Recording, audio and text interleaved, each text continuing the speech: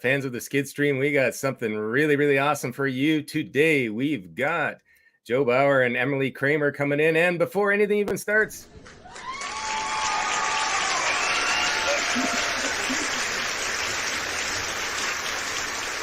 there's going to be a lot of clapping for these guys because these guys are extreme van lifers. How I ran into to Joe and Emily was looking up on the internet, other people doing workouts in the middle of nowhere. So welcome, Emily and Joe. Thank you for stopping by. Yeah, we're stoked to be here. Thanks for having us. Oh, well, it's my pleasure entirely. And as you can see, folks, Joe and Emily are in their van because they live in their van full time. So getting on with that, let's start off by asking, seeing as how you are in your van and traveling around, and you just were telling me about an adventure you had trying to stay out of a snowstorm, getting to where you need to go. What prompted you? And also when, tell us the story, I guess, for people who don't know about you, how you made the decision and how you kind of got into van life in the first place. Yeah, so it all stemmed from Emily and I going on a road trip several years ago. I had one of those little Subaru WRXs, and I always wanted to drive that down the West Coast. And we decided to take a break from the gym at the time and hit up that drive as well as some national parks. And it was super fun. We loved it so much that we had this idea of like, how can we do something like this, but not put it off until retirement and not do it in like little chunks when we have vacation time.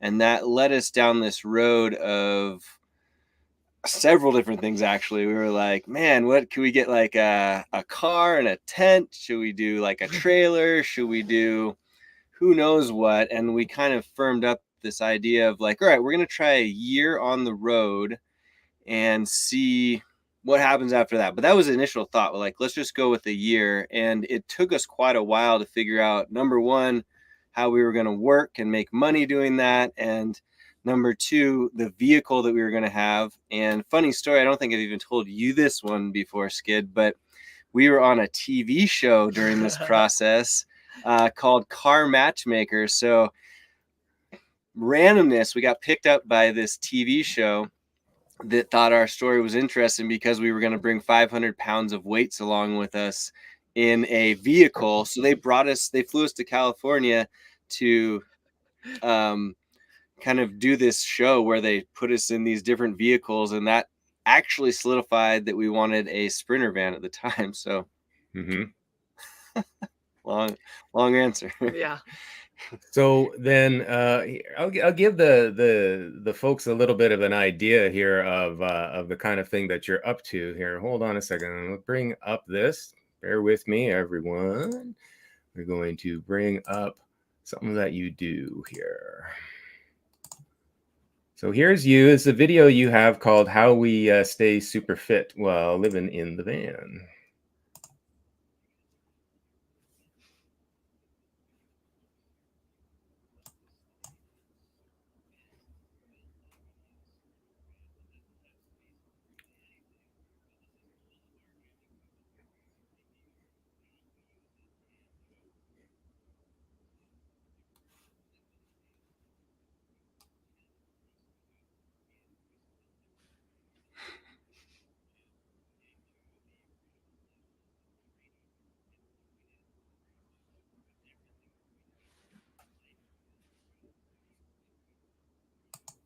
I'll just cut you off there from your video and let you take over from there. So the idea being, I get what you're saying. You're saying, okay, look, we really love being on the road. How are we going to do it?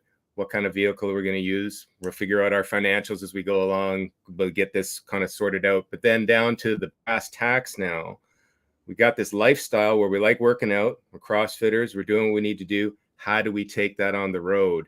You can see from the video, folks, that they figured out some stuff, but take me through the process. Like I have my own process, which I'll tell a little bit of story after yours, but tell me how you solve the problem of like people always have excuses. Well, I don't have a gym. I don't have access to a gym. I don't have this. I don't have that. I don't have this. Hey, Joe and Emily are on the road in a goddamn van.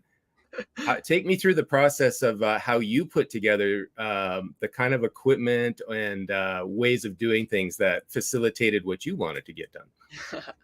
It was definitely a learning curve. When we first started, we were like dead set on carrying barbells, a barbell for each of us, and 500 pounds of bumper plates with us, along with each had a kettlebell. And we actually carried a Rogue squat rack with a pull-up bar. I don't remember which version it was, with us when we started. So we had 2 barbells and this squat rack that was disassembled laying down the middle hallway of our van. And we were like, we'll take it out, we'll set up the squat rack, we'll do all these like barbell workouts. And it was like, we had this huge box made to carry the weights, like custom made. And it was just such a pain to get the barbells out and like set up the squat rack. And so we kind of learned by trial that wasn't really the way to do it. Like, it was more work to take out the barbells and get everything ready than like what allowed for how much we were moving. So at some point we decided to ditch the barbells and switch to, we each had a kettlebell, and then we got a pair of dumbbells each and some bands. And we thought that would be a lot more efficient and sustainable, which it was. And then we realized the other thing that kind of was lacking from our time in the gym was following a specific program, because we were trying to piece together what we could do with the equipment that we had. So that's when Joe just started the Get Better project and writing programming based off of what we had access to do, and then leveling that down for people who had less equipment, or leveling it up for people who have access to a full gym. So you can add to that. Yeah, I'll just jump in for just a second. Get Better project, link in the low bar. Just saying. Anyway, go ahead. Yeah, so we weren't really sure how it was going to work out for that first year, so we kind of tested it and basically looked at the results and how it all went together. And the truth of the matter was that when we had a couple of dumbbells and a kettlebell and could just grab those and step outside or step into the garage or whatever, having that efficiency rather than having to pull all of the stuff out or drive to a CrossFit gym or whatever, made the workouts just so much better. And you didn't have to think about it, you didn't have to plan for it. It was like, hey, you got 30 minutes, let's just go work out. And that turned into not only being efficient for us, but also being efficient for other people too, because now we've got, you know, a bunch of people that just grab their dumbbells and go into the garage, and you don't have to commute or whatever. So yeah, I think the other important thing to mention is that with the barbells, like if it's raining or even drizzly outside, it's like you don't want to pull out a barbell and then you're trying to hang on to it. Dumbbells are way easier to like take under a picnic shelter or hold on to if they do get a little bit wet, hold on to with gloves on if it's cold outside. So because we're in all these different environments and places, I mean, the dumbbells are just so much better. Yeah. And I think that like I've lived in a van. I don't live in full time like you do, but when I deploy on my van places, and I'll be gone for a month or so. And what I've noticed, and what people at home are listening to this might not get, is that when you are living in a van, everything takes way more effort than if you have a fixed base somewhere. Like in a house, you just go out of the house, do whatever. But you are constantly rearranging stuff in the van, and you are optimizing what you do. So everything takes a little more effort and a little more forethought. So if you're actually going to put a workout together and get the equipment out exactly like you're saying, there is a lot more involved in that. And the thing that that's missing at the end too is like, you've just done a workout, you've taken yourself to max, and now you got to put the whole stuff back. And now we got to figure out how we're going to cook dinner in the van next, right? So it's like, right. So it's I can totally understand your wanting to get efficiency out of it, especially in terms of what is the maximum I can do for a workout with the minimum I need, not only just in terms of weight of equipment and bulk, but in terms of setup and then disassembly. Yep, great point. Absolutely. Yeah. But the way that I managed to do it, because somewhat similar, somewhat different, is I came up with just dragging a trailer with me. So when I take the van with me, I just drag the trailer, because I'm not in the exact same situation. I can see that you wouldn't want to do that, and the kind of stuff that you do, especially with the mountain bike, and we'll get to that. But just with my trailer, I have exactly what you're talking about. I have that free rack, but the big difference is with the trailer, I don't have to disassemble it. Right. So, I can totally see what you're talking about, right? Because I want the rack out, just take it out the back of the trailer, it's set up, it's way to Yep. go, right? And then the barbell is just fixed there against the side of the trailer, out, done, right? Very, very, very different story. So I totally get what you're getting at there. In terms of your competitiveness, then, how have you found adapting to doing the workouts this way has affected your overall, not just health and fitness, but your competitiveness? Has it kind of brought it down? Is there trade-offs here? That's a great question. And we were really worried about that when we first started, because we were way into, doing the open and trying to get to the next levels, regionals, all that stuff before heading into the van. And we tried to keep up with doing some competitions and such. And we love competing. I mean, we always, if we could, like right now, if there was a team competition down the street here in Colorado, we'd be all in for it, and we'd love doing that stuff. So we've had to temper that down, although a couple of years we've still done the open. And is it 2 years ago we did the open and we qualified for the next whatever they have now. I'm a little bit outside of that as far as it is for myself, because I'm focusing on it for my mom mostly, which maybe we'll talk about here. But I would definitely say it's tempered down. And then we've also redirected that competitiveness to the mountain biking. So I wouldn't say we are into the competitive side of mountain biking, but it's more like an improvement thing. So like, not so much am I competing against somebody else, but I'm competing against myself to get better at that constantly. And looking at videos, trying to hire coaches, talking with people about how to do that. So for me, that kind of fills in for that. How about for you? Yeah, I think the other thing to point out is that we usually try and sign up for a race event of some category, be that a marathon, a bike race, once a year. And that kind of fulfills that competitive like void that's missing. We don't ever try and go out and win, but we can set goals for ourselves, which I feel like is kind of in that same realm. And then you have something to train for, which is always really nice. And so like a couple years ago, we trained for the Leadville Marathon, which is in Leadville, Colorado. Starts at like 10,000 feet and goes up to almost 14, just under 14. So you're not even allowed to be in an airplane without oxygen with that, man. What are you doing? Yeah, so we kind of pick some things that are like harder, more difficult, and that for me that fills the void of the CrossFit competition. But then whenever we go back into a gym, I'm like, yes, do everything, and this is amazing. And then I'm like, wait, I can't quite do everything. Like I have this like ideal image of what I can do, and it's not quite the same anymore. It gets worse as you get older. Anyway, there you go. I'll bring up a video of your mountain biking here in a second, because I'll tie into that and then show the folks just the kind of cool stuff you do with that, because it's not just the workouts, and I can see where you spend significant amounts of effort on that. But I just wanted to flow back to a little bit to what you're saying there. In discussions I've had with other folks kind of in this space, doing workouts, lifestyle, this kind of thing. The really important thing to start with is, what are your goals, right? Like it came up in a conversation the other day with newbies coming in and say, well, look, before you coach anybody on anything, it's like, okay, what are you trying to accomplish? And we have to figure that out in terms of what you can accomplish, your physiology, your lifestyle, what's going on here, et cetera, et cetera, et cetera.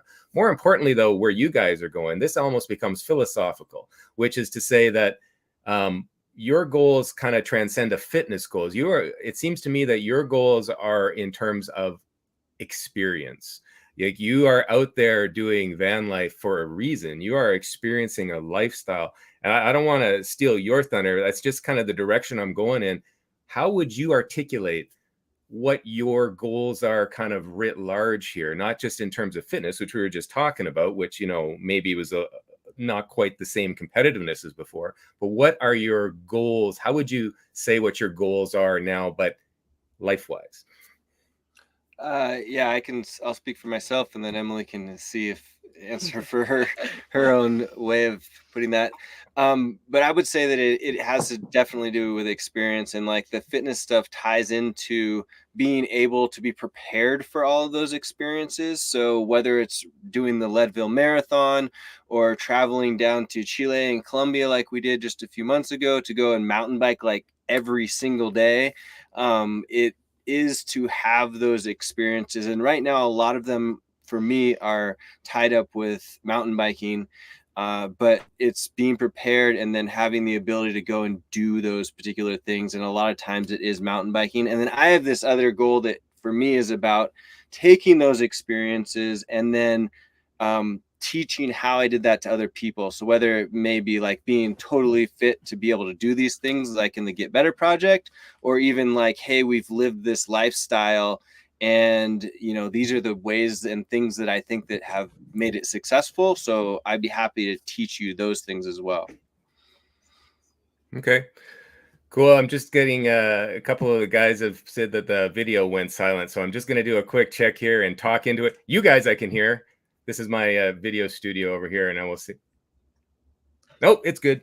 There's about a 15-second lag between what we're doing here and what shows up on YouTube. So my laptop is over here actually monitoring, so I can see the video, but I have little earbuds here for my that's my audio studio there to see what the hell is going on. This is a Nice. one-man band here, but thanks for guys for in the comments letting me know. But we are good. Sorry to interrupt that.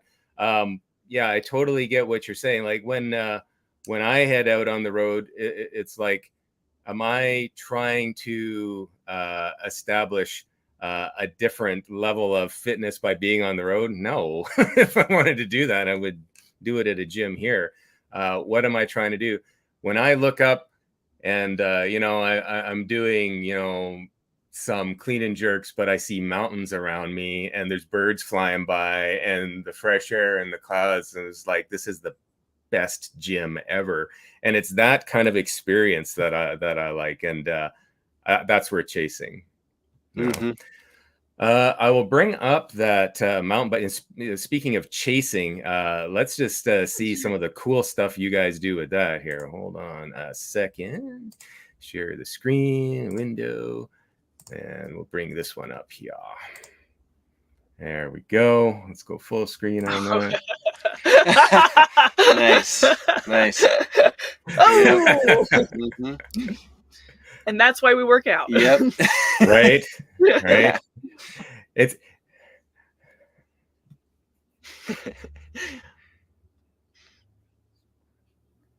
Squamish is cool. Oh my gosh, Squamish is next level for sure.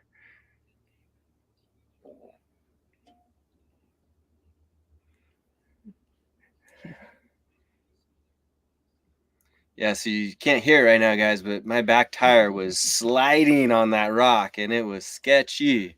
Dudes, I'm a road biker, but wow, much respect. I mean, my brother did a lot of mountain biking. He'd love to take a look at that and set a spell with you for a while about that for sure. But I mean, let's just talk about the kind of things that are required for that. So first of all, equipment knowledge. You got to know how to take care of your bike, keep your bike going, and all that stuff. Okay, that's like the basics. And then now you're talking fitness level, just to be able to pull some of that stuff off, and injury avoidance. Yes. Right? By, hand-eye coordination, all that stuff, experience that. But I think what people don't realize is your fitness level is not only that for that, but for injury recovery. If you aren't in shape, you're gonna be accidents are gonna happen. Stuff is going to happen to you along there. And actually, that might be a great segue going in. We were talking earlier on, Joe, when we were setting this up, that you have some great tips for recovery techniques from getting out of injury recovery, which I find very interesting because as I'm coming here 55 to 56, like my time for recovery from anything is like way more than when I was 25. And you coach your mom, who you said she's kind of getting close to 71. Yep. Yeah. But she's doing like competitive CrossFit stuff. So she's got the same problem I have, but even more so. So what's some of the tips that you could give folks, like you see that kind of extreme thing you're doing that to help when the injuries happen? Yeah, so it always comes back to the number one thing being sleep. So not only, hey, let's get the optimal amount of sleep or enough sleep for you, but let's try and optimize our lives for sleep, because as humans, we've come so far away from optimizing ourselves for sleep. It's like, hey, we wake up, we turn on the lights, we, start working. We don't like, what would be optimal for that is like, we wake up, we go outside and we get sun on our eyes. We maybe do something active so that we spike our cortisol levels, and then our cortisols come up here and then they come back down to the end by the end of the day. And we're not looking at screens, which are spiking those levels again.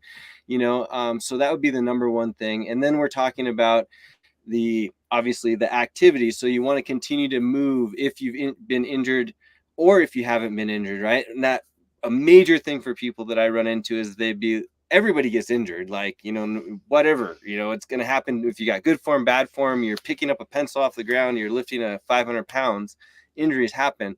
But continuing to move is the other thing. So blood flow is the best way for getting nutrients to all parts of your body. So injury, that's why we do physical therapy, but we shouldn't stop. Like, if you hurt your chest, you should keep working your legs, kind of a thing. Your body has these mechanisms involved with where like, even if you hurt your right arm, if you continue working your left arm, the right arm's going to atrophy less, that type of thing. So continuing to move. And then obviously there's nutrition, which all of this stuff that I'm talking about, Skid, really comes back to the stuff that we've learned to just get better at fitness or like activity or sport or whatever, right? It's all the same stuff, and they may kind of get tweaked a little bit, but I look at it under the same veil. So if or anybody came to me and they're like, hey, I want to be like totally optimized for whatever sport or just to look good or whatnot, the plan's gonna be pretty similar to like, recovering from an injury or recovering from a workout. They might have a little bit different path there. So, and as you can tell, I could talk about this for hours. So it's kind of, you're gonna have to just cut me off and be like, hey, because we can start optimizing your diet right now. I can listen for hours. I can talk about this stuff too. I find it fascinating. I mean, we live in a great time, right, where we can share this kind of information. Like, I started lifting iron in 1985. There was no internet back then. You might go to the library, you might find a coach somewhere. I was living in a small town, like, good luck, right? And now your problem now isn't a hard to find information. Your problem is there's too much information and sifting through what's actually good, right? So I find that what you're saying is helpful because it's back to basics. It's like, you don't need fancy equipment. You don't need some fancy food plan, whoever's selling whatever at this time. You don't need these fancy supplements. You don't need this. You don't need that, right? What you need is everything that the basic person used to need. Like you said, get up and see some sunlight. That's straight out of Andrew. Have you ever see Andrew Huberman's podcast? Oh yeah. Oh, so he says that exactly. Reset your melatonin levels, everything, and you do that with it's part of your optic nerve by seeing the sun come up, right? So get up, eat properly, get that lots of sleep, move, lift heavy things every once in a while, and it's just like all those basic things. So to all those folks out there trying to figure this out and go with this plethora of information everywhere, basic is usually better. If somebody's telling you something basic, that's probably where it's at. Real quick, once you have all those basics in place, then we can start talking about the other interesting things, right? Like, but let's get the fundamentals down before we go to like the super supplements and the red light therapies, and the cold therapies. We can talk about that stuff, but let's get the basics first. Exactly. Well, further to that, one of my questions, and you've led me right into it, was nutrition. So nutrition, of course, is super important. It is, as far as I'm concerned, I always, I was raising my children, and I would say there's the three legs of the tripod to keep you healthy. There's your exercise, there's your sleep, and there's your nutrition. So from that, you base everything else. And you don't take care of that, nothing else is going to work. So living in a van is not easy to cook. It's not easy to even keep food cold. I mean, right now you're in Colorado, and you probably just leave it outside as long as the bear's not coming to get it. Right. But when I travel in the vans, usually in the summertime, and it could be 30 degrees, 190 degrees outside. So, even keeping food cold is difficult and takes power. And there's all, like I said, when you're doing stuff in the van, everything is harder, right? So what do you guys do? What are some, I guess, two-part question. First part is, what are your nutritional basics? Like if you're going to bring down, how you eat and prepare your food into like 3 simple kind of heuristics, what would you use, or rules of thumb? What would you say with that? And then how do you do that in a van? Okay, so the foods that we focus on, basically it's like protein, get that number one, protein and water. I would say those are the two, like make sure that we're hitting these things. And then obviously we do a wide variety of vegetables, and we do fruits, and we do, the sweet potatoes and all that stuff. So, and we could break that down. Like if I'm going to coach somebody, we're pretty strict about it ourselves with like the 40-30-30 as far as macros go, and trying to get as grass fed, like back to nature kind of a stuff. Like we pay extra for all the good stuff. Like we're not into you. I'm not sure up in Canada, you may not have to worry about that as much, but I feel like we get so much like pesticides and herbicides and all this junk we got to watch out for. It's very similar problem. Okay. So yeah, so we pay extra for all that stuff. So we're way into like, why not do that? But then as far as food preparation goes, it is all on her. Yeah. So we actually have a really to your first point, that in our van, we have a super low draw fridge, an isotherm fridge. And Sweet. we have left our van for like a month, 5 weeks, 6 weeks. It barely takes any of the battery with the fridge on low. So it's really great. It keeps all the food really cold. It has a very, very tiny freezer, but it serves the purpose. So, but it's like the size of a college dorm room kind of fridge. So it's not big. We'll talk offline, because I'd like to, because by far and away the biggest energy drain in my van system is the cooler. But we'll talk later anyway. Okay. Yeah. So I think just like learning how you want to buy your groceries, and it's different than a house. You're not going to have endless space. You don't have a big freezer. So we buy our meats and our vegetables in I would say we buy about 4 days worth of kind of meats and vegetables at a time to keep it fresh. Joe eats eggs, so we usually have a dozen or 2 eggs in there. We use the tiny freezer for frozen berries for oatmeal in the mornings. And as far as the cooking goes, we keep it pretty simple. So Joe and I are not super picky about what we eat. We can eat very similar things repetitively and not get tired of it. For instance, we eat the same breakfast every single morning, which is oatmeal with berries for both of us. And then Joe has eggs with greens in it as well. And that's just what we eat. And we've eaten it for a long time, and we will keep eating it for a long time. And so our dinners are really just a protein, usually a white meat protein. Occasionally we do red meat, and that's just based off our own personal nutrition needs. And we switch between rice or sweet potatoes, sometimes squash or whatever's in season, and then just whatever green vegetables or peppers or mushrooms, whatever is at the store and looks good. And we usually just mix it all together. It's just simple. We buy a lot of Primal Kitchen sauces, because in the van we don't want to have a ton of spices, so we buy a lot of pre-made sauces as long as they're good. We use an Instant Pot, and we have a small air fryer, so we can like kind of mix up how we cook things and the textures you can get. And a stovetop. Yeah, we do have a stovetop as well. But we just try and keep it really simple, and don't overcomplicate it, and you can make it taste good. Mm-hmm. It's not that hard. I totally agree. It's in terms of how my stuff evolved. I used to be on the road a lot, like doing stuff with the military, just go places, having to do things all the time. Not necessarily deploy, but just having to go to different cities and stay to a lot of hotel type stuff, right? And it's like, well, okay, how do you deal with that? And I always try and get a place where I had a little kitchenette, because then I go to the grocery store and get my own stuff. Not only to say saving money is a nice side benefit of it, but I get to eat what I want instead of the crap that's in the restaurant. And my heuristic just became okay, I make a salad and I'm going to have some meat with it, one way or the other. And it just keeps it as simple as possible for me. And everybody is very different. I was talking to Jack Napier about this the other day. Is it's like you can't necessarily give a plan to everybody because everybody's a little bit different.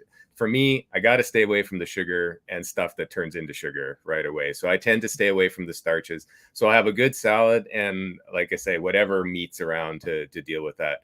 And then cooking it just becomes, well, how am I going to do it in the van? And so the microwave usually is the easiest way to heat up whatever's going on. I do have a hot plate and then a little hibachi. So if I'm somewhere where I'm going to just get the briquettes going and cook it that way, and then I'm not taking a lot of power. But nice. Yeah, I agree with you in that you kind of have to get good at liking the same thing all the time. And this is the kind of thing that drives my kids absolutely nuts. They've almost moved out. But it's just like, I can eat the same breakfast for a month, and I do. And they're like, how can you do that? How can you not?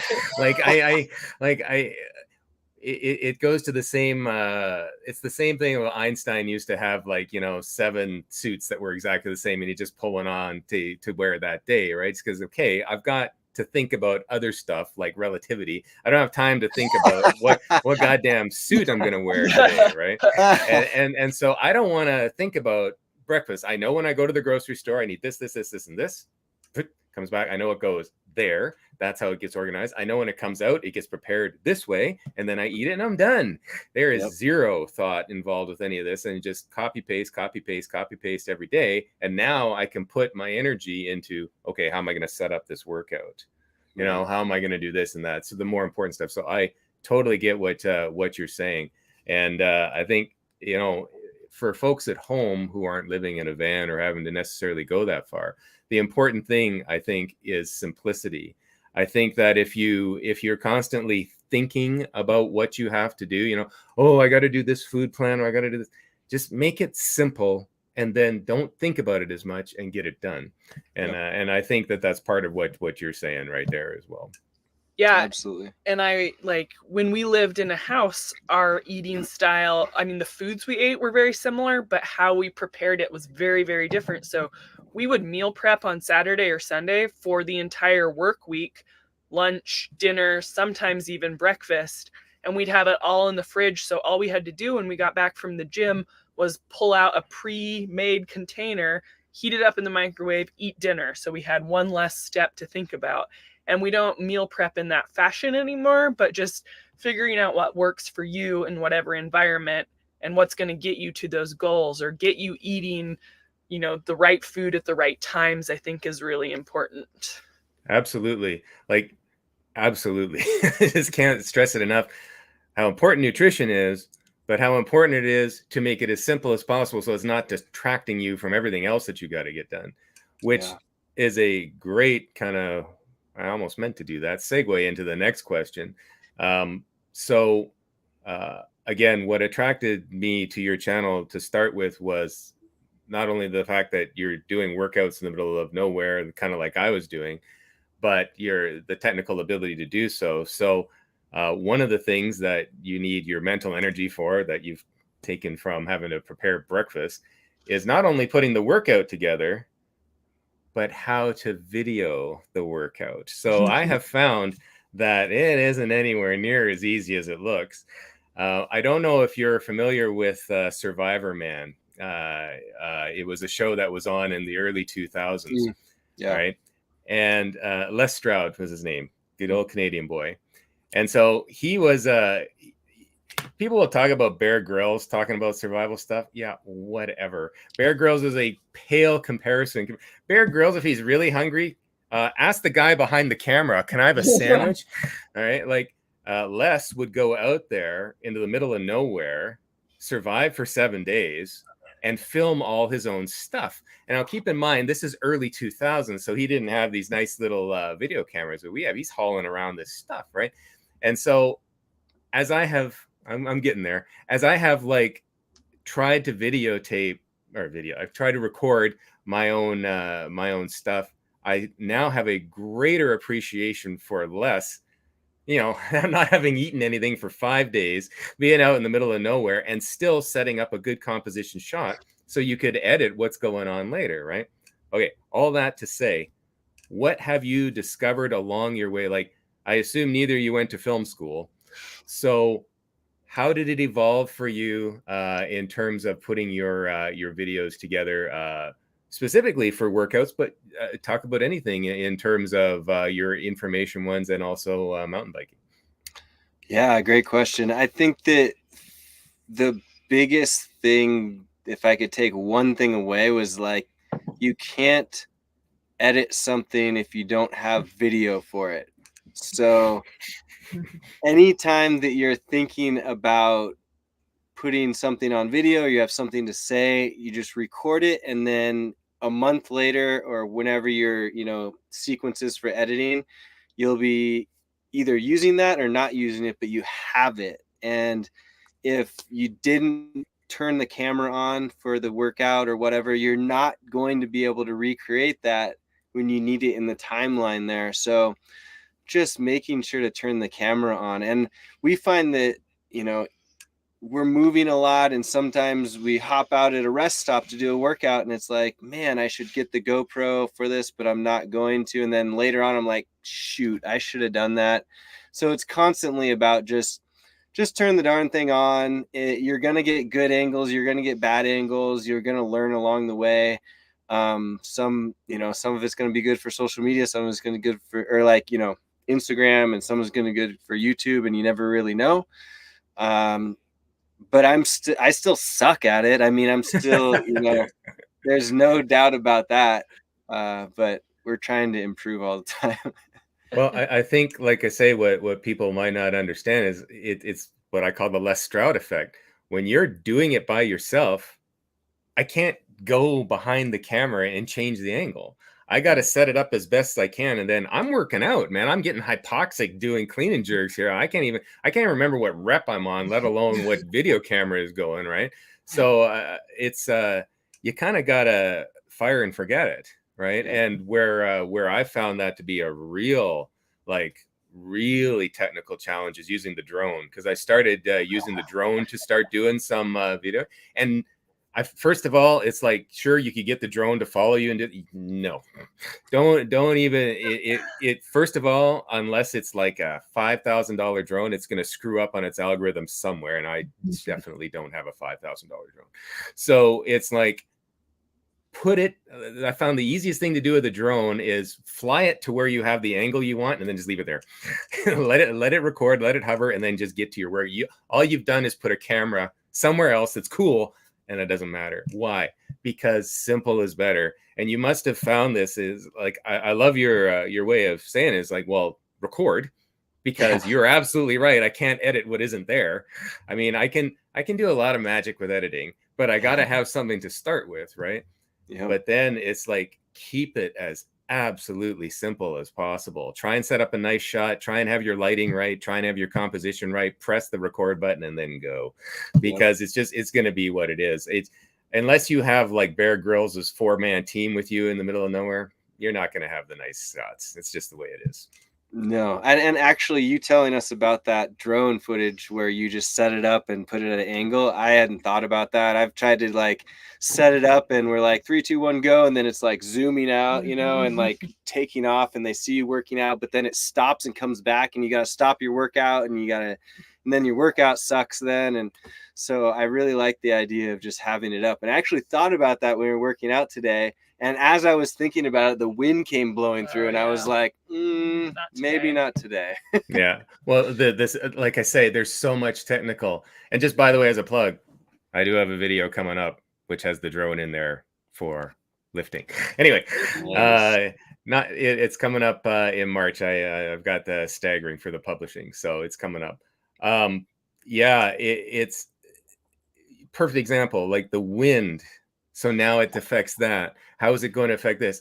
How's the clouds coming by going to affect the light? I mean, there's only so much you could do. Like the imagination, like you guys are creative, obviously. You want to portray not just the technique of a workout, but the whole idea of the workout in this place here, and try and capture that for somebody, for their motivation or just for their enjoyment, stuff like that. So you have to tell a story with a video. right? And so you have an idea of how you want to do that composition. I mean, you're being Francis Ford Coppola there. I mean, you're trying to direct this and sort this out. But the problem is that, you know, what you come up with can't be done without a team. Like, imagine what you could do if you actually had a drone pilot going by. I mean, you'd be lifting there and he's panning by as you're doing that, and you know, got it all. I mean, sure, if there was somebody flying the damn thing, it would work just fine. Yeah. There isn't. You're sitting there lifting. So, you know, there's only so much you can do. I think what you might see eventually is there'll be channels up where people have that level of production. But I like what you do better. I don't mean to characterize it as amateur. It's not. You guys are very, very good at what you do. What I mean to say is it's that roughness to it of just setting up the camera and going. I find that's more authentic, and I think it's cooler. But that's just me. I think the other thing is that, like, there are two of us, so we could have one person manning the camera and getting all these different shots and angles, but part of the fun of all of this is that we get a workout together and that we're doing the same workouts and that it's just like, it's a team, right? So it's more fun to suffer with someone through a workout than it is to have like one of us following the other one around and taking the video the whole time. So I feel like we've chosen to do it this way as well for many reasons, but I think that's an important one to mention too. Oh, for sure. Like, yeah, no, totally. Whenever I'm with a buddy working out, it's an automatic bump, 25%. Yeah. Automatic. That's when the injuries happen too. I'm like, can't Anyway, there you go. Good lead in then to the next part then is, of course, you guys have a big social media presence. Like I say, links in the low bar for you guys. How have you found, it's like an open-ended question here, how have you found your interface with social media? Like, what I mean to say is that, you know, raising 3 daughters, I have been very limiting. I've tried to limit their social media as much as possible because there's so much crap out there and there's so much bad influence, I guess is the way to put it. And people can go way down that dopamine path into, I need my likes and I need this and I need that and I need the people to do this and need to do that. Yet on the other hand, here we are on social media, and it can be an important tool for bringing people together, you know, of like minds, like us, for example. So how have you found your interface with social media? Not just in terms of, you know, your production, what you put up, but what's come back to you feedback wise. I got a good question here. Good. All right. I would say there's good and there's bad, and it's like, man, for a while, bad really bothered me. I mean, if I can just ask for a second, like people giving you like bad comments and stuff like bad feedback. Yeah, I mean, like of what nature? How could I don't understand haters. Like I just don't understand how anybody could rain on, like, for doing something so cool. Like honestly, what's an example? Like, what were they getting pissed about? Oh, anything. I mean, it's not even people getting pissed. It's people just trying to say mean things a lot of the time. So like, I know I can say, like, to your point, you have daughters. So as a female, you can get a lot of very, very mean comments about your body, about how you look, anything like that. We get people commenting about like how our lives must be really sad because we live in a van and we don't have a house. You get a lot of critiques on how you're doing a particular movement or why the no rep is stupid. You shouldn't be doing it. It's dumb. You're an idiot. So there can be a lot of stuff like that. And I think we had to learn that those people are just not happy. Yeah.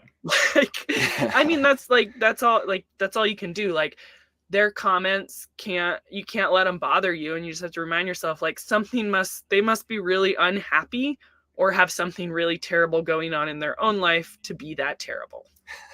Yeah. Wow. Yeah. Like that's why I kind of asked the question. Like I'm got a very small channel and very small presence, so I don't have a lot of feedback coming my way, which is perfectly fine by me. So I'm always interested in people with a bigger footprint. You know, what kind of crap do you have coming your way? You remind me of a quote from David Goggins. You familiar with David Goggins? Like, you know, Yeah. like, what a great book, Can't Hurt Me. Oh man.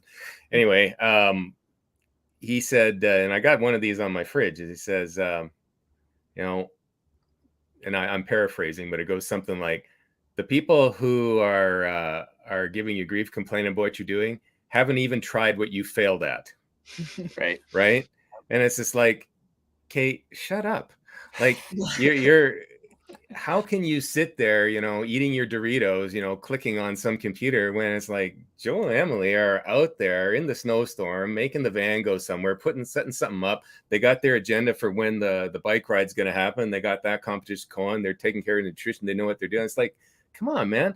Like, be part of the positive here, right? And I just, has there at least been some positive comeback? I mean, obviously, other than meeting me. Yeah, yes. I mean, that one goes right at the top of the list. And then underneath that, we've got I think that the problem is that just like as the human mind, you got to tell yourself to look for the positive, because the negative really pops out. Like, there could be somebody that you could have one comment a week that was negative and you get 20 positive, and you continue, at least for me, I just continue thinking about, why did that person say that, you know? And that's completely human. That's not you. That's everybody. so there's been tons of positive, and I, you know, for any of you guys that have been communicating with me on our YouTube or Facebook or Instagram, you know, I really appreciate the heck out of you being who you are and being positive and like getting involved in our journey. And those types of comments that are positive, that are just even just being human, having human interaction, those are what really make my day and make this, and, you know, putting ourselves out there worth it. Because I want to, you know, there was a guy that I was just chatting with that's from Cumberland, BC, to, you know, put a specific out there, and I'm like, I hope I get to ride with him this summer. I hope we get to mountain bike together. So those are the things that are awesome, and it does happen a lot. I think that I just focus too much on the other side. Yeah, I think the positive far outweighs the negative. Like you're saying, it's just way easy to focus on the negative sometimes, but we do get a lot of positive feedback, and it's super nice. It's super fun to like have people, you know, enjoying what you're doing and thinking it's interesting and cool. I mean, that's just really awesome. Like, you know, if you ask me, what was my motivation for putting the channel together, first of all, I would say probably I just like learning new things, you know. So it's like, oh, that's something kind of challenging, so I'll try that, and that sounds like fun. Plus, it's creative. But right next to it would be meeting like-minded, interesting, positive people. That's why I started this channel. And I was like, huh, you know what? If I do this, somewhere along the line, I'll be putting myself in a space, and people are going to show up, you know, one way or the other. I mean, not just they show up, you know, I'll contact them, whatever. But now, you know, it's almost like you know the right question to ask, you know, the right people to ping and stuff like that. And, you know, if you're going to, you know, once you've got like the exercise, nutrition, and sleep down, well, now you need to surround yourself with a community of like-minded, positive people, because you are, like they say, the average of your 5 friends, right? So you need to be part of that. You know, who wants to hang out with the people who'd rather just complain all the time? I want to be with the people who are doing, you know. It's just like, and like you say, maybe it doesn't work, you know, you try to go somewhere, that bike ride doesn't work, or the van breaks down or something. I mean, God only knows. Like, friction gets in the way of everything when you're trying to get stuff done, and you know that because you live in a van and I have too, right? But that's what we do. You know, we go against the vicissitudes of life, you know, the stuff that comes up, and that's the fun part. And that's the kind of people that I'd be rather dealing with. So I hope that, you know, to all you internet people out there, you know, you understand that positive message that we're trying to get out there. Would that resonate with you too? Oh, 100%. Yeah. And meeting people like you, and, you know, we haven't met up in person yet, but we've met several people on the road or on the internet that we've met up with on the road. And, you know, someday you and I and the 3 of us are going to meet up and we're going to work out. And that's what it's all about, really. I mean, it really is. So I completely resonate with that. That'd be awesome working out with you guys. I'll probably do about 75% of the weight, but we'll get there. We'll make it happen. I got it when we compared notes on the like the 12 sets of Christmas workouts and stuff like that. I have my little one in, but you sent me yours. Yours is perfect, but I think I'm going to do it like at summer solstice, just because it has a more running and stuff. It's too much snow out there. I can't do it so easily, but I will do it this summer because that sounds like a lot of muscle ups in that one. That's going to hurt.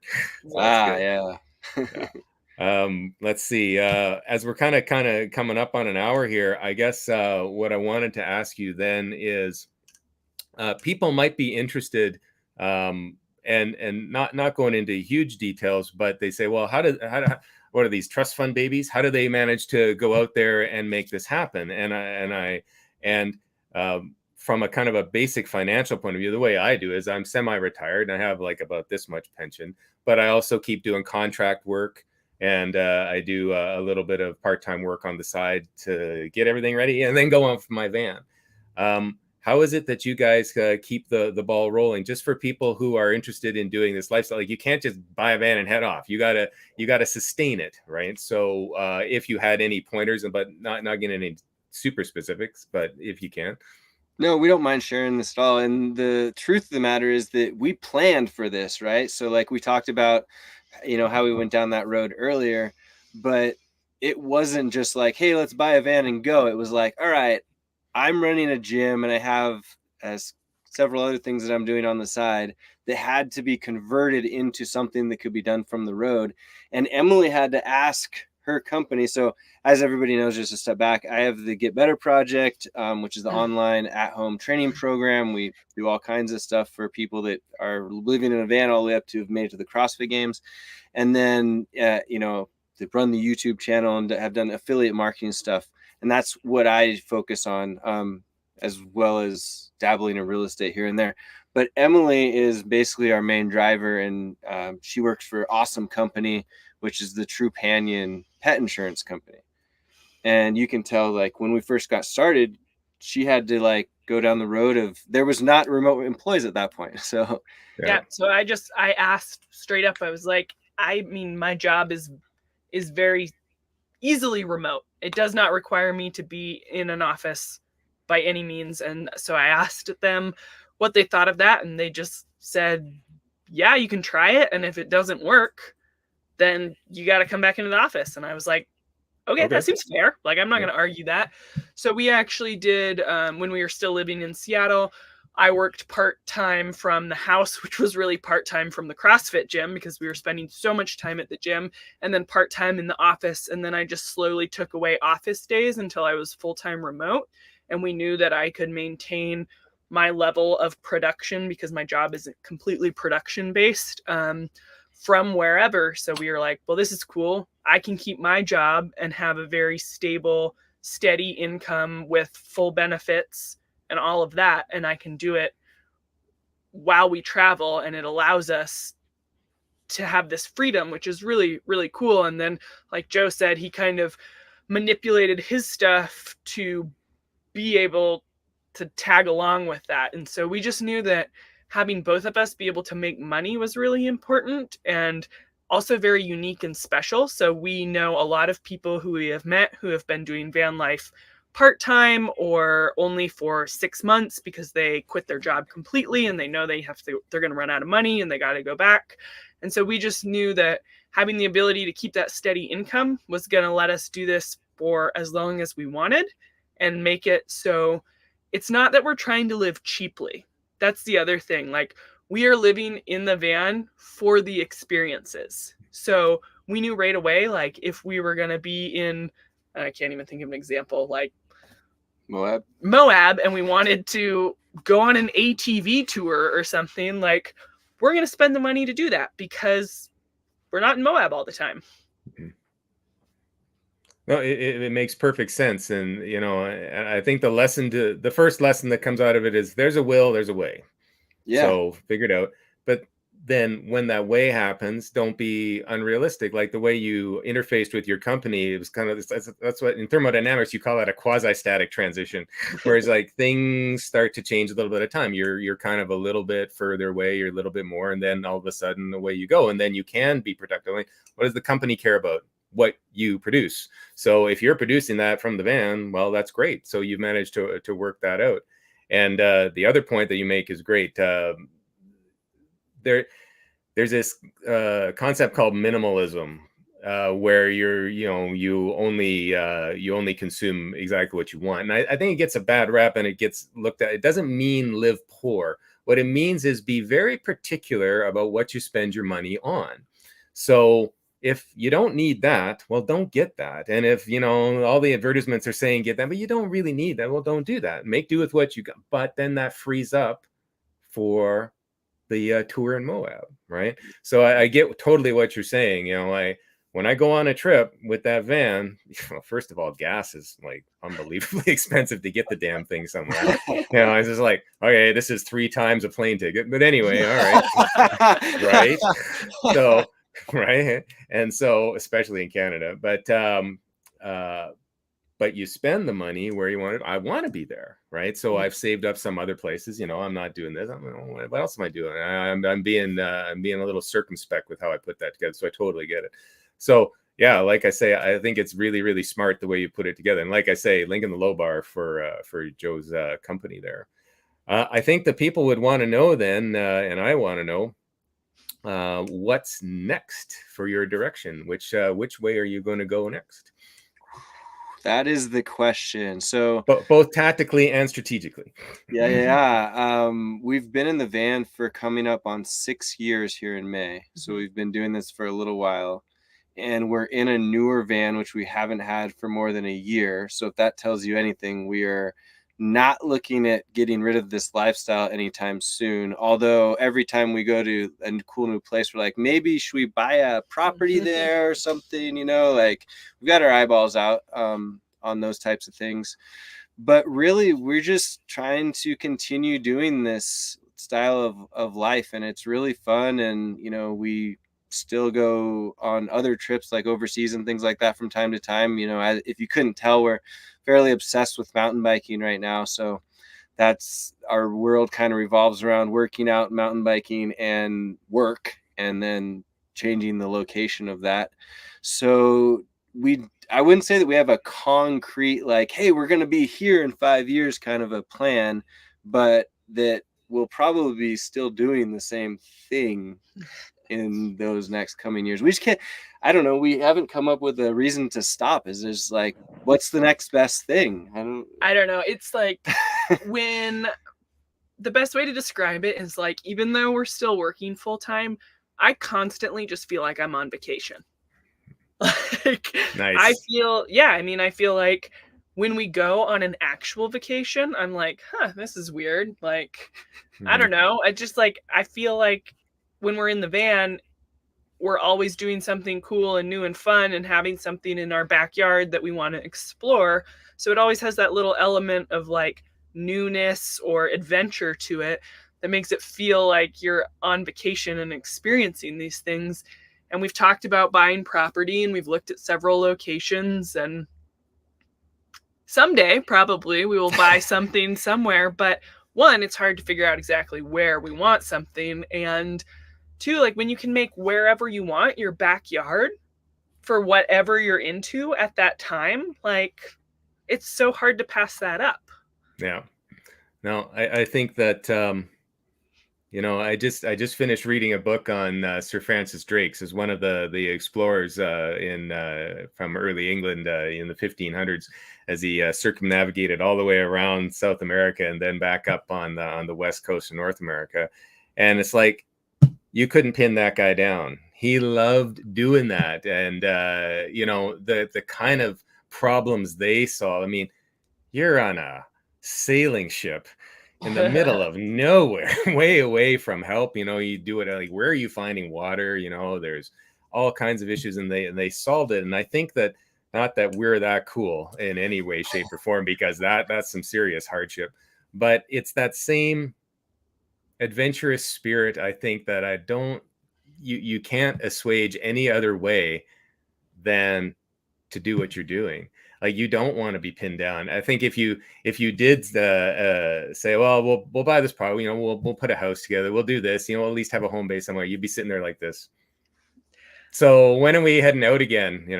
You're already there. You're already doing what you want to do. Like, when I came back last fall from my trip to the East Coast, I'm just like, when do I get to go again? I started making the emails about, okay, who am I going to go? And I'm still waiting for May to show up, because that's when I get to hit the road.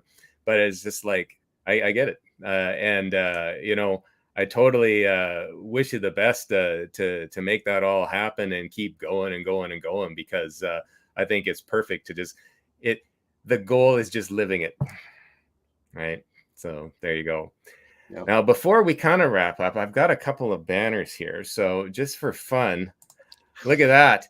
We got the Caves of Janxrathra, the genuine Janxrathra merch, including the Unchained Skid mug down there. And my book, The Really Raven, because when I'm stuck here in the middle of winter and I can't go somewhere, I write stuff. So there you go. So if anybody happens to still be listening at this point and they're going down there, check out the low bar, because that's all there. More importantly, though, especially for Joe and Emily, go to their site, smash the like, consider subscribing. My stuff too. But more importantly, what'll help Joe and Emily out, and myself as well, is share the links. Because if the algorithms pick up the fact that the links have been shared everywhere, that's what really makes a huge difference. So I share your stuff around, because you guys need lots of exposure, as far as I'm concerned. Everybody should know about the cool stuff that you do. That's kind of it for my questions. But I thought if you have anything that you'd like to send out to, let's see, we got 2 people viewing now, but other people will look at this at some point. Is there anything that you'd like to send out there, a wrap up, or things maybe that I didn't cover that you think are important there? I would say the only thing is that if there's anything that we covered and people have questions about it, because we obviously didn't get to go super duper deep on, van builds or anything like that, or like some of the nitty gritty stuff. If you have questions about those things, just reach out to us, send us a comment on one of the videos, and we can even exchange an email or whatnot. Like, we are so enthusiastic about sharing how we did this for people that want to do it. That let's become friends and figure out how you can do it as well, because I'm a firm believer that there's a way to do it. Like, if somebody's done it before, we'll just go copy them, and we're here on this van life thing, and if we can help you along to that position, then let's do it. So don't be shy about that if there's some questions that you still have. Yeah, and if you happen to be sending me something that's a question for Joe, I'll pass it on for sure, because we stay in touch and all that. That's a great point, and we're going to talk about that fridge when the stream goes down here. Yeah, that damn cooler takes 50 watts, and it's only 50 watts, but it's 50 watts 24 hours a day. So a microwave takes 700 watts for 5 minutes. Very, very different story. Anyway, that's fantastic. Look, it's been good. It's been great having you guys by and get to do the live stream like this and bring some of this content out and introduce my enormous fan base to you guys and give an example. I guess my last point is give an example of what can be done. I never say this is the way, but I like to say this is our way. And I think that people, as they try to actualize their own life, should see as many ways as possible. And just like building a van, building a life, figure out what's been done and then go, okay, that looks like something I want to do, and go from there. So in that sense, I'm feel very happy to have met you, to see the way that you've done things. And I hope that other people watching this feel the same way. Yeah. Thanks for having us on. We appreciate it. Oh, cool. Well, stick around for a little bit. I'll cut off the stream now, and we'll talk about that fridge, among other things, and we'll go from there. So to all you out there, thanks very much for stopping by. We'll see you soon. And